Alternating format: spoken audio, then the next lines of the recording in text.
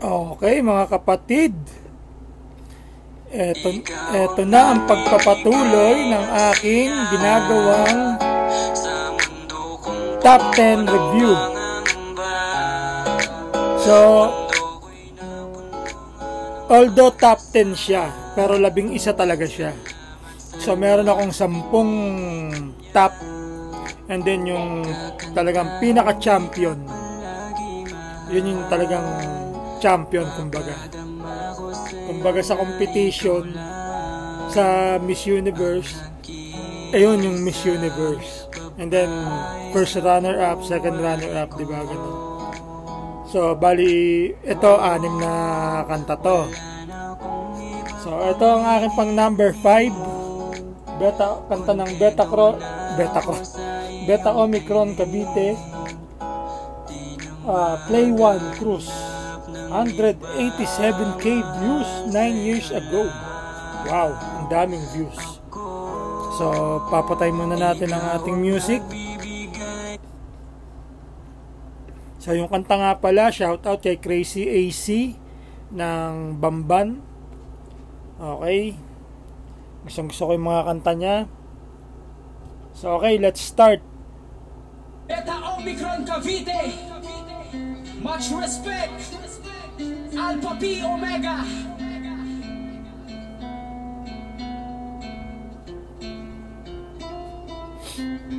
SureBeats.com. Disyembre 22, Wow. 2012 nang magkaroon ng Beta Omicron Cavite. Ito ay binuo ng 5 pinunong tapat, kapanapan ng sarapan na magiging alamat sa Cavite at hindi mapipigilan ng hangarin na palaguin at mas lalo pang palawakin ang kapatiran na dala-dala kahit saan. Taas noon na dadalhin, hindi para pagtaksila. Ang Beta Omicron Cavite may paggalang, may paninindigan sa sarabang kapatiran na pinamumunuan ni Henry Raga Santos. Malaki walang kahit saan hanggang sa makaraos. Yan ang kanyang panata sa kapatiran ng Saraba. Sa Beta Omicron si Founder Henry ang bahala. Mahal niya ang Saraba at ang bawat kapatid. Kumapit ka lang, ang lubid niya ay di mapapatid. Nasa puso ko palagi ang kapatiran ko, ang kapatiran ng Saraba na pinagmamalaki ko. Tatas noon, di kakahiya na sa tinto ko. So ang isa sa nagustuhan ko dito sa kanta na to, no, yung parang napaka-dynamic niya.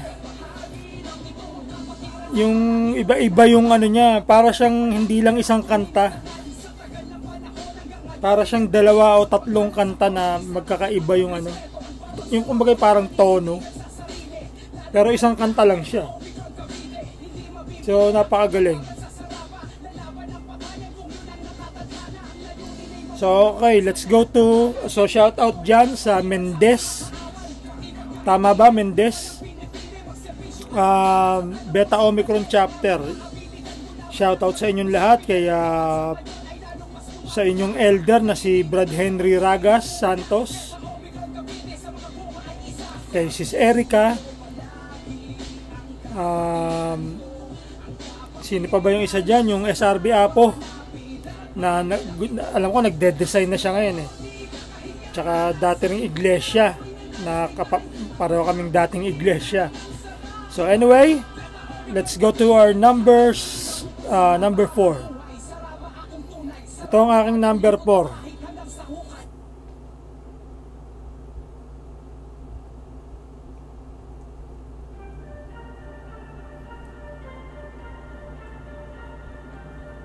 So, ito ay from Bamban chapter, Sigma P chapter Bamban. May Sigma P din pala sa San Pedro.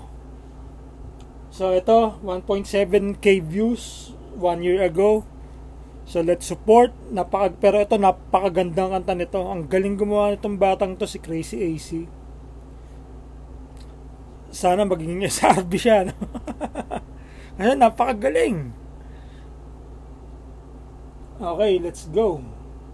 Shoutout muna dyan sa inyo, sa Bamban, again. Kaya Brad Ray. At saka yung,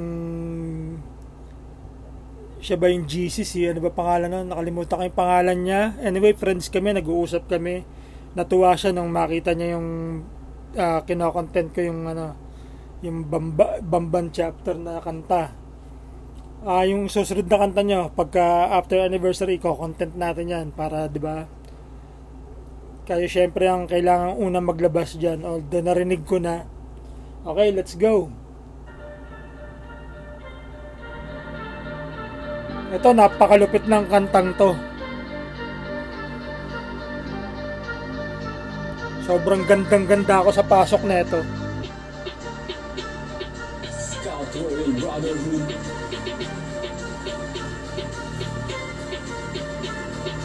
Sigma P Bamban Chapter. Saraba. Damn! Baseline, no? Damn, galing!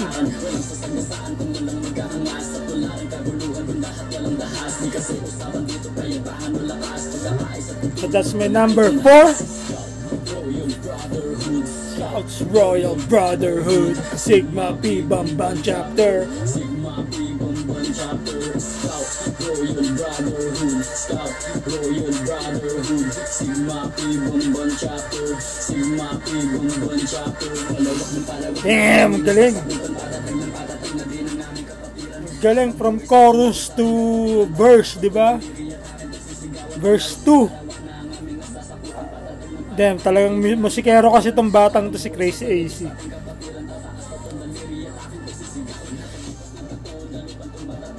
Talagang mapapasayaw ako dyan pag yan ang narinig ko. So okay, let's head to our number 3. Talagang ito, gustong gusto ko rin to talaga. Itong kantang to, talagang nung nag-service kami, ito ang ginawang kanta ni RJ Bautista para dun sa mga pictures. So si Brad Kevin Ferrer ang nag-upload, 116k views, ang dami rin. 11 years ago. Pero hindi ko mahanap yung original nito. Kapatiran ang tinuloy kong pamilya at sa akin ay nagturo kung paano makisama. Nung ang oras dumating, ako'y wala nang malapitan. Kapatiran ang naging sanga na aking kinapitan. Bawat sinang mga padel na sa hitay tumatak. Katumbas ng pagtitiwala at pangako mong tapat. Nasan man sulok at dako ka ng hangin ipinagpad. Nakabukas mga kamay ng tinatawag mong kabrad. Ngunit gano'ng katigas naman, wag kang padadala. Di sukat na ng away para lamang makilala ka. Ang isang tunay na lalaki, ang tunay handang umiwas. Ang tunay na brat man, nangarap merong bukas. Makamit mo ang mga pangarap mo. Galing. Magamit mo ang tulo ng lahat ng GC mo. At sa lahat ng aking kapatid na binuwis ang buhay, pasasalamat sa kantang ito ang aking alay. Kung mag-alay ko sa kapatiran at ang kasabay, ng panatanap at pagkalili sa aking kapay. Asa na kaya itong mga kapatid nating mga to na nagra-rap? Grabe, man. Ang sarap bigyan ng award niyan, mga yan. Ang daming nakinabang sa kantang yan ng mga kapatid natin sa mga service, mga ginagawang video. Ang dami nang gumamit ng kantang to. So salamat sa inyo kung sino man kayo, kung nasan man kayo, mga kapatid. LFS, isang mabigat na LFS sa inyo. Saraba kong mahal. Title pa lang napakaganda na, tsaka yung mga lyrics. Okay, so let's head to number 2. Number 2 na tayo.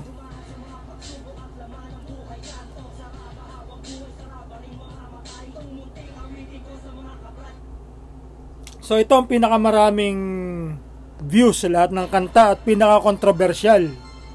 Dahil itong kantang to ay diss track na title, Patayin ang Leon.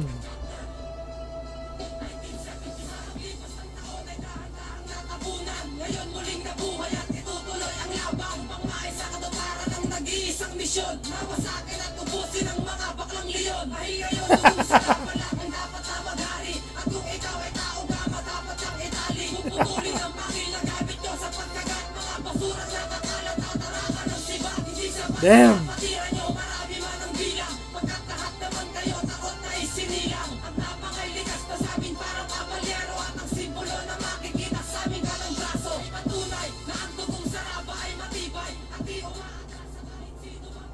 So itong kantang to talagang, eto nakatatak na sa akin tong kantang to.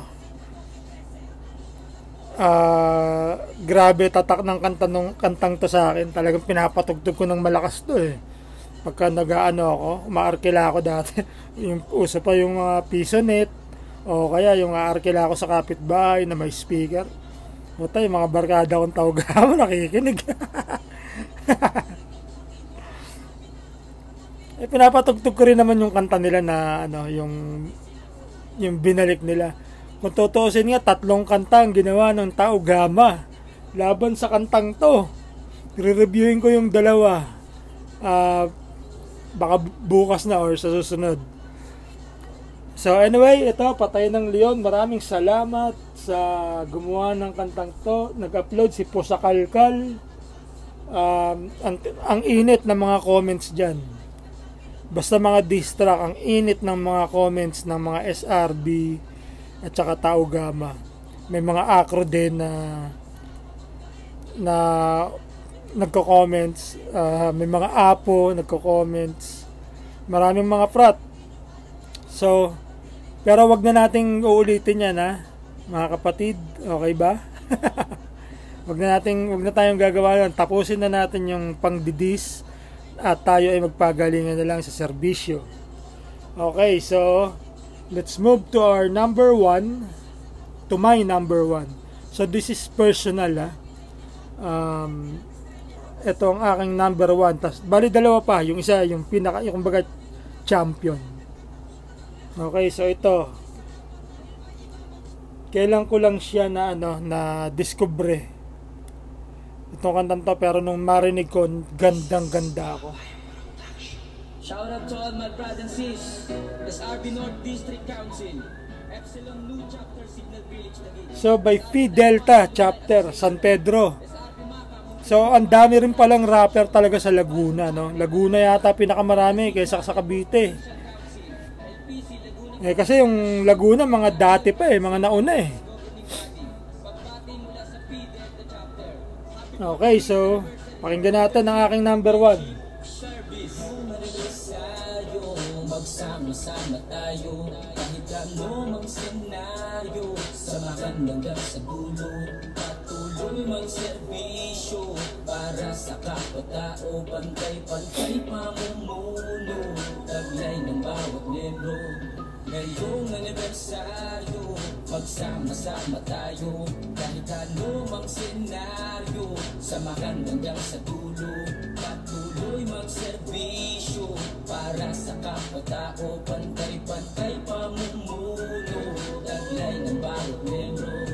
Bawat kataway aking ininda, nakatayak at tiniis hanggang sa maksalba. Ako'y tinuring na kapatid nila at kaisa, tumagilid man na bangka, may sasalo pa na balsa. Lakat ang turo ng GC ay aking inabisa, yung dating loko ngayon marunong na magsima, maging magalang sa magulang, punuan ng pagkukulang. So shout out dyan ulit sa Phi Delta Chapter at sa buong Laguna na. Shout out sa inyong lahat mga kapatid.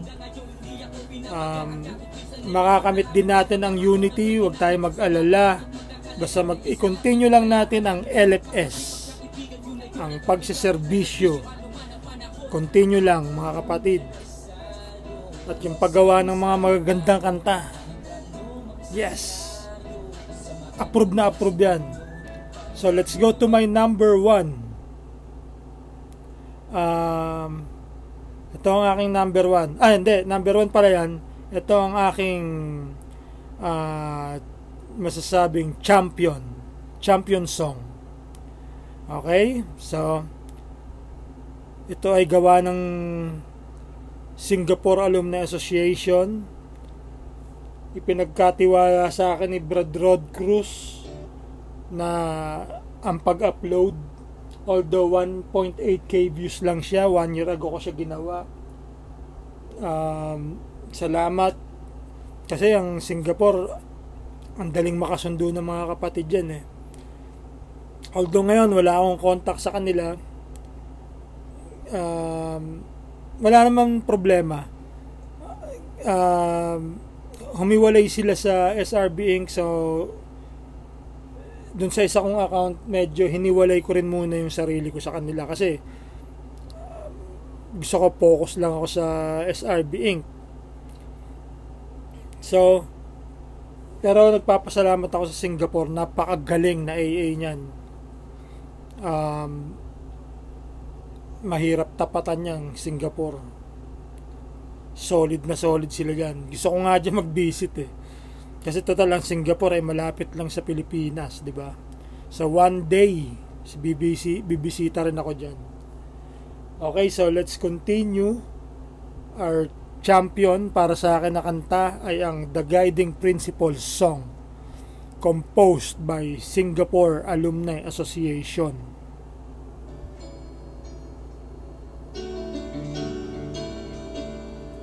So ito ang para sa akin pinakamagandang kanta ng SRB.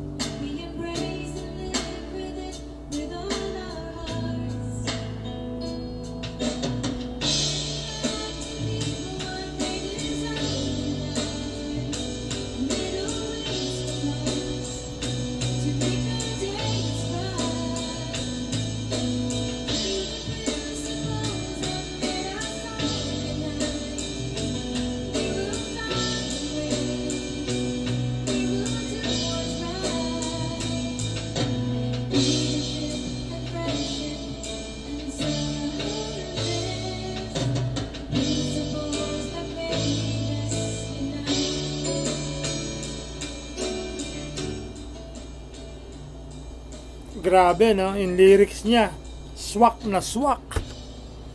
At saka ano siya, pwede siyang gamitin yung, alam niyo, yung pagka may mga disaster na mga service natin, may mga typhoon, mga ganon. Kung saan makikita mo yung mga tao talagang nagkakaisa, nagdadamayan. Pwede yung kantang yan. Kasi napaka yung emotional nung kanta eh. So, ayan po ang aking top 10 plus the champion song. Kung hindi ko man naisama ang inyong mga kanta, mga kapatid, hindi ibig sabihin nun na hindi ko sila gusto. I just have to take my pick. It's my personal opinion and choice na mga kanta. Pero do not be down or wag kayong madidismaya, kundi gawin nating pagandahin ang ating mga ginagawang kanta at gumawa rin tayo ng mga ibang kanta na ibang genre, music genre, ibang music style like rock na tunog kalye or OPM style.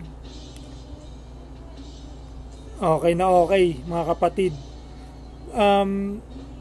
Magaganda lahat. Ang dami ko narinig na SRB song. Rap lahat. Pagpatuloy nyo lang yan mga kapatid at don't let anything stop you and be inspired always by our LFS. Okay mga kapatid, ito ang inyong Brad Vlog from Alpha Epsilon Chapter, Pandacan, Manila. Nagpapaalam sa inyo. Sakto, tapos na yung kanta.